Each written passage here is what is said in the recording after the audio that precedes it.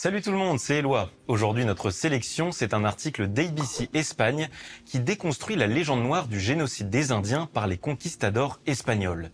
On fait le point en 2 minutes, c'est parti.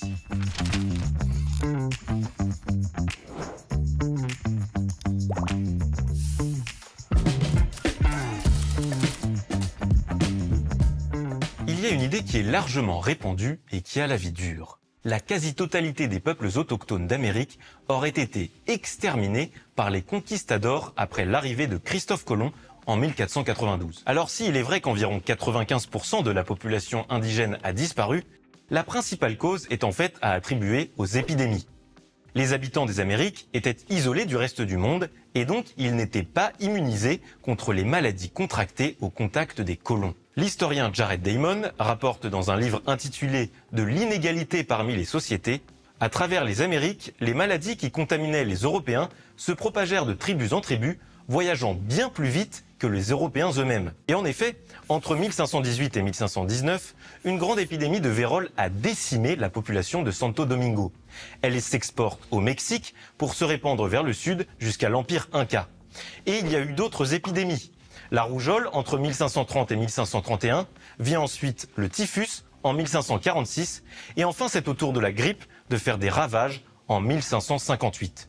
Mais c'est vrai que comme dans toutes les conquêtes, il y a eu de la violence. C'est le prêtre dominicain Bartolomé de las Casas qui en parle. Il voulait dénoncer les abus commis par ses compatriotes pour que le roi d'Espagne y mette fin. Plusieurs historiens considèrent d'ailleurs que sa version des faits est exagérée. Mais ce qu'on dit moins, c'est qu'il a eu gain de cause. En 1542, Charles V a publié une série de lois pour protéger les Indiens. Il a par exemple interdit l'esclavage et les contrats féodaux. Son successeur Philippe II a demandé ensuite que les autochtones du Nouveau Monde soient traités comme des sujets et non comme des esclaves. Résultat, les Espagnols qui maltraitaient les Indiens devaient être punis comme s'ils s'attaquaient à d'autres Espagnols. Il y a une autre raison derrière la fulgurante conquête des Amériques. C'est l'extrême violence de certaines sociétés précolombiennes. Par exemple, Hernán Cortés est parvenu à conquérir un immense empire en étant à la tête de seulement 500 hommes, grâce à son alliance avec des peuples que les Aztèques avaient martyrisés pendant de longues années.